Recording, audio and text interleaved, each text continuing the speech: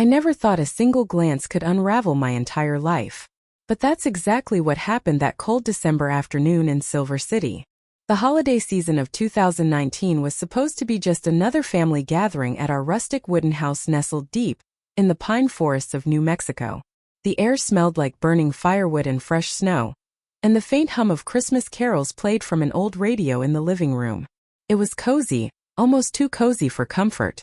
That day, Serena showed up wearing this snug blue sweater that hugged her frame perfectly. She sat by the fireplace, legs crossed, sipping hot cocoa while staring into the flames like she had some secret locked away inside her chest. I couldn't stop looking at her. I don't know why, I thought to myself, but something about her feels different. It wasn't just her looks, it was the way she carried herself. Confident yet distant, as if she were untouchable. Her eyes met mine across the room, and for a moment time froze. Neither of us looked away. My heart raced. What the hell was happening? This wasn't normal. She was my sister-in-law, married to my brother Liam, a man who adored her more than anything. And here I was, stealing glances like some lovesick teenager. Later that evening, everyone gathered around the dinner table. Serena sat directly across from me, laughing lightly at one of Mom's jokes. Every so often, her gaze would flicker toward me, lingering just long enough to make my stomach churn. "Evelyn, are you even listening?" Megan, my mom, snapped, pulling me out of my daze.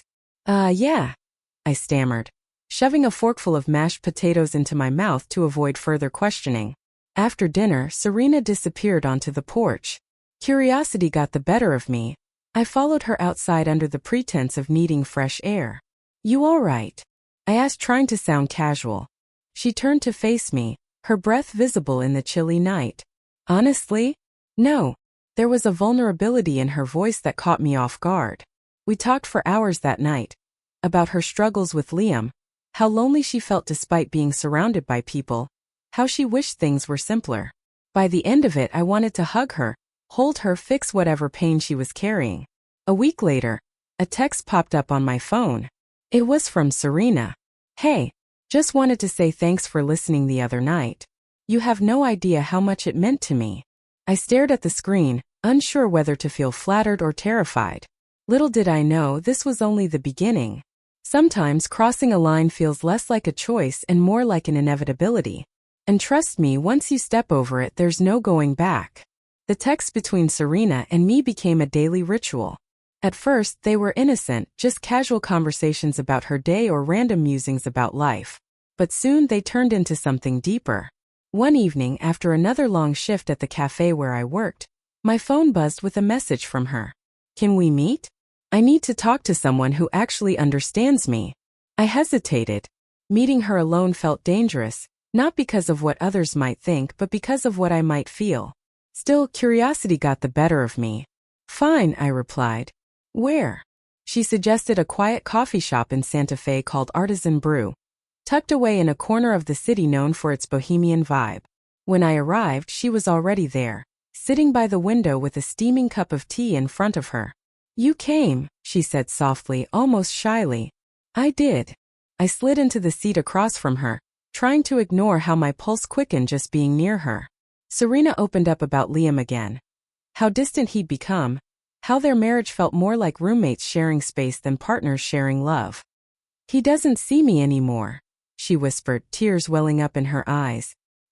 "He doesn't even try." I wanted to tell her that maybe she should leave him, that staying in a loveless marriage wasn't fair to either of them.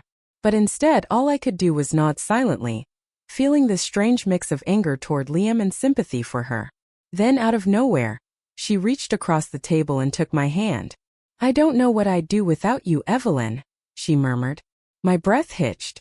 Her touch sent shivers down my spine, and before I knew it, we leaned closer until our lips met. It was soft, tentative, a kiss born out of desperation rather than passion. Yet, it ignited something inside me that I couldn't extinguish. That night, lying in bed, I replayed the moment over and over in my head. What had I done? This wasn't just wrong, it was catastrophic. But when Serena texted me later that night, "Thank you for tonight," I needed that more than you know. I realized one thing. I was already too far gone. Secrets are like shadows, they follow you everywhere. growing darker the longer you try to outrun them. For 6 months, Serena and I lived a double life. During family gatherings, we acted like nothing was happening, exchanging polite smiles and carefully avoiding each other's gaze. But behind closed doors, we were inseparable. We met in secret places. Empty parking lots late at night, abandoned trails through the mountains, even the storage room at the cafe where I worked. Each encounter left me feeling both exhilarated and guilty, as if I were walking on a tightrope stretched precariously above a chasm. Serena had a way of making everything seem okay. Whenever guilt crept in, she'd pull me close and whisper, "You're the only one who truly gets me, Evelyn. Don't push me away." And every time I caved. How could I not? She made me feel seen in a way no one else ever had. But then came the manipulation. One day, during a rare visit to Albuquerque where Liam worked, Serena asked me to cover for her when she didn't show up to a family dinner. "She's tired." I lied to Mom. "Long week." Mom narrowed her eyes but let it drop. Later, Serena admitted she'd been avoiding Liam altogether, using me as an excuse to stay away. "I can't keep pretending," she confessed one night as we lay tangled together in my bed. "Being with him feels suffocating now. Being with you. It's the only thing keeping me sane." Her words thrilled me and terrified me. Was she saying what I thought she was saying? Did she want to leave Liam for me? Or was this just another game she was playing? Things took a darker turn when Noah, Liam's best friend, cornered me after a family barbecue. "You're spending a lot of time with Serena lately," he said pointedly. "Careful, Ev. She's not who you think she is." His warning sent a chill down my spine. What did he know that I didn't? When someone spins a web around you, it's easy to mistake it for safety until you realize you're trapped. Noah's warning gnawed at me, but Serena dismissed it with a laugh. "He's jealous," she said dismissively. "Everyone knows he has a crush on you." I wanted to believe her, but doubt lingered. Meanwhile, Serena began demanding more from me, not just emotionally but practically. "I need your help with something," she said one afternoon, holding up a stack of papers. "I'm working on a novel, and I want your feedback." First, I was flattered. Helping her write felt like a way to deepen our connection. But soon it became clear that she wasn't writing for fun. She was chasing fame. "This could be my ticket out of here," she confided. "If I make it big, I'll finally have the life I deserve." Her obsession with success started consuming her, and me. She'd call me at odd hours, asking for edits or brainstorming sessions, always insisting that I owed her my support. "You're the reason I'm still sane," she'd say. "Without you, I'd fall apart." One night, after refusing to proofread yet another chapter, she exploded. "How dare you turn your back on me?" she shouted, pacing my living room like a caged animal. "After everything I've done for you." I stared at her, stunned. This wasn't the Serena I thought I knew. "If you don't help me," she hissed, lowering her voice to a menacing whisper, "then maybe Liam deserves to hear about us." Her threat hit me like a punch to the gut. Suddenly I saw the truth. She wasn't just using me, she was controlling me. That night I sat alone in my apartment, staring at the blank screen of my laptop. For the first time I considered ending things. But deep down I knew it wouldn't be that simple. Serena wouldn't let me go without a fight. Family is supposed to be your safe haven. But sometimes, it's the place where cracks form fastest. Tensions within the family reached a boiling point. Liam seemed perpetually distracted, barely acknowledging Serena during meals. Meanwhile, Mom grew increasingly suspicious of both of us. "Why are you always sneaking off with her?" she demanded one Sunday morning as Serena and I excused ourselves from breakfast. "We're just talking, Mom," I snapped, irritated. "Is it so hard to believe we can be friends?" Her sharp gaze told me she didn't buy it. Things escalated when Liam confronted Serena about her frequent absences. I overheard their argument from the hallway, their voices rising and falling like waves crashing against rocks. "You're never home anymore," Liam yelled. "What's going on with you?" "It's none of your business," Serena shot back. "Maybe if you paid attention to me once in a while, I wouldn't have to look elsewhere." My stomach dropped. Had she really just said that? Before Liam could respond, Serena stormed out of the house, slamming the door behind her. Everyone stood frozen in awkward silence, unsure of what to do next. Later that night, Serena texted me, "He suspects something. We need to be careful." Careful? It was already too late. The foundation beneath us was crumbling and I had no idea how to stop it. There's a fine line between desperation and betrayal, and Serena was about to cross it. Serena showed up at my apartment unannounced, her eyes blazing with determination. She didn't even bother sitting down before launching into her demand. "I need you to convince Liam to invest in my novel," she said bluntly. "It's the only way I can make this dream happen." My jaw dropped. "You want me to lie to him? To manipulate him into giving you money?" "It's not lying, it's helping," she shot back, pacing the room like a caged animal. "You owe me this, Evelyn. If it weren't for me, you'd still be stuck in your miserable little life." Her words hit me like a slap. How dare she twist everything around like that? "No," I said firmly, crossing my arms. "I'm done being your pawn."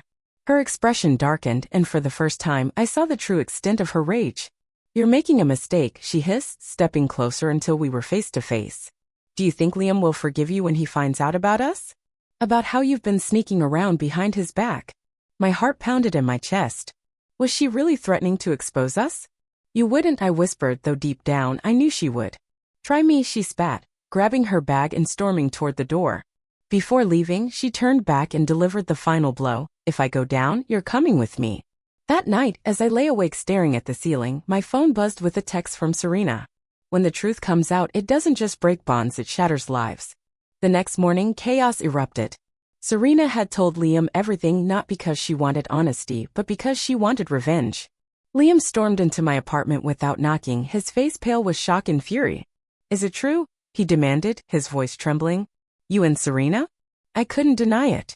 Instead, I nodded silently, tears streaming down my face. "How could you do this to me?" he shouted, slamming his fist against the wall.